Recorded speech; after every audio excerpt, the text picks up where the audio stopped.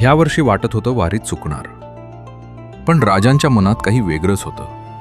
ह्या वर्षी तारखेप्रमाणे नाही तर चक्क तिथीप्रमाणे रायगडाला जाण्याचा योग आला. मग मी, रुपाली आणि प्रबल आम्ही तिघे निघालो रायगडाला, राजांच्या राज्याभिषेकाला. खूप भूक लागली होती म्हणून पेटपूजा करून घेतली. जसजसं पाचाड गाव येऊ लागलं, दुरूनच आपली राजधानी दिसू लागली आणि रात्री 2:30 वाजता गावात पोहोचलो. मग थोडा वेळ आराम केला आणि एसटी मध्ये बसून रायगडाच्या पायथ्याला पोहोचलो. सह्याद्री प्रत्येक वेळी नव्यानं प्रेमात पाडतो.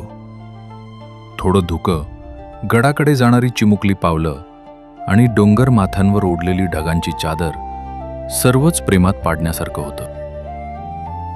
पंढरपुरात वारकरी आणि रायगडी धारकरी, दुरून सुद्धा त्या प्रचंड डोंगरात राजांचा एक एक मावळा दिसत होता. जणू स्वराज्याची दिंडीच आपल्या विठुरायाला पाहायला निघाली होती. डोंगरावरून येणाऱ्या लहानशा झऱ्यावर मस्त फ्रेश झालो. फ्रीजमधलं पाणी झक मारेल इतकं पाणी थंड होतं आणि आम्ही महादरवाजासमोर पोहोचलो.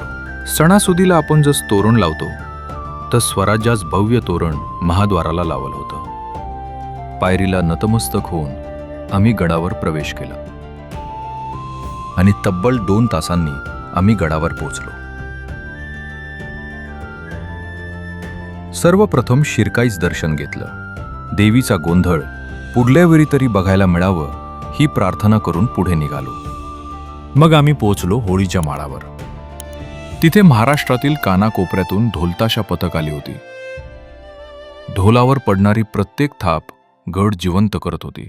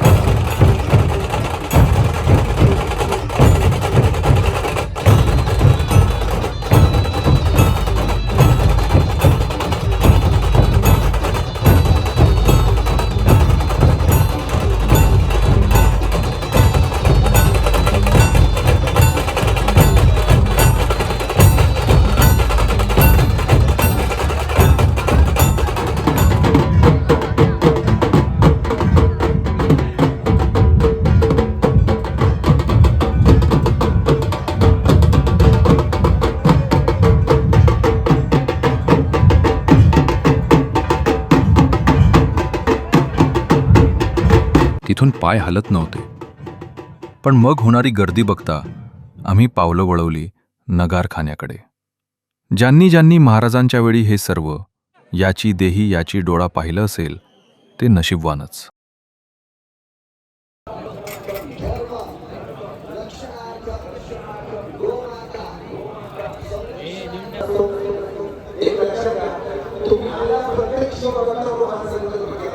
राज्याभिषेकाची विधी सुरू होती. सदरेवर शिवप्रेमींचा जणू पूरच आला होता. मग आम्ही तेथूनच राजांना वंदन करून जगदीश्वराकडे निघालो.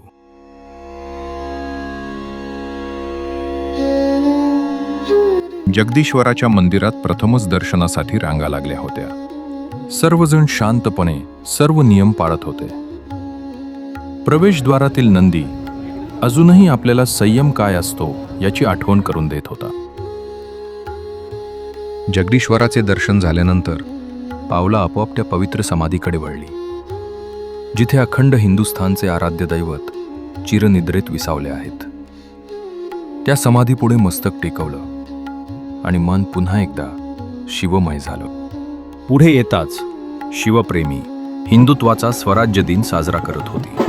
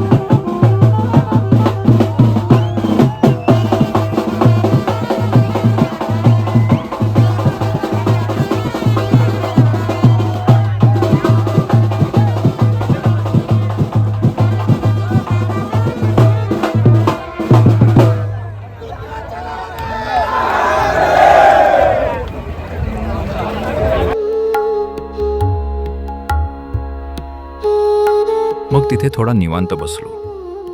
काही मंडळींची आवरावर सुरू होती. मला ह्या अशा आईवडिलांचं खूप कौतुक वाटतं.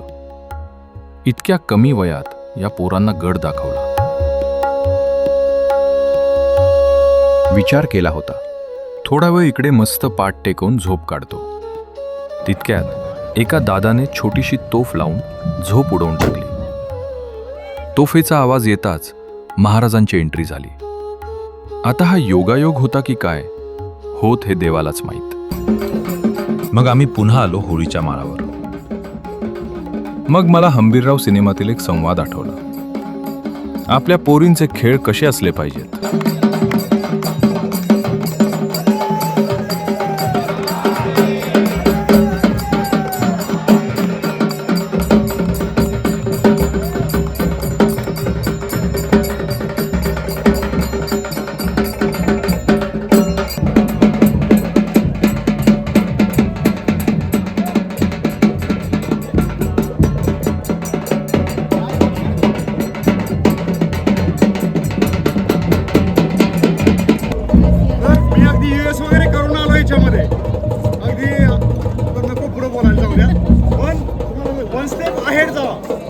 खाली येऊ नका. आपल्याला चढवत नाही.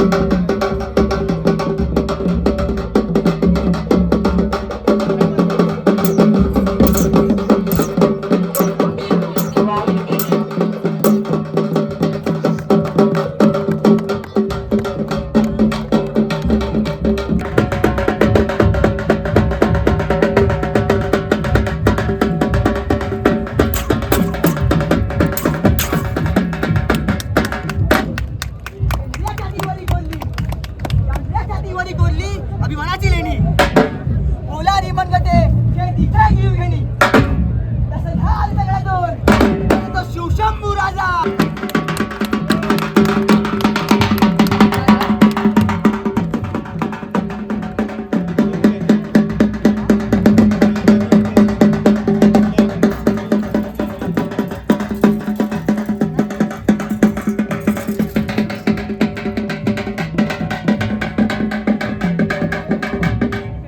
आणि घेऊ.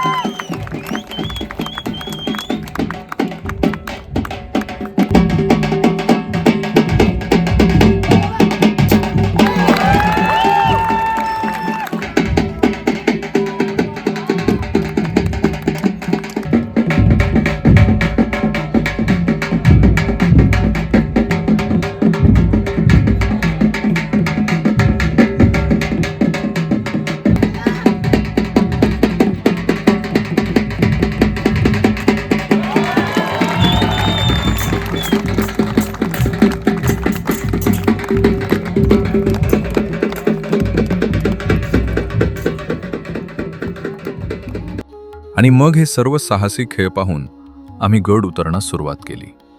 घरी परतताना साहसाची शिदोरी घेऊन निघत आहोत. असा होता स्वराज्याचा 353वा राज्याभिषेक सोहळा. तुम्हाला व्हिडिओ आवडली असल्यास आपल्या मित्रपरिवारापर्यंत ही व्हिडिओ पाठवा. जय शिवराय.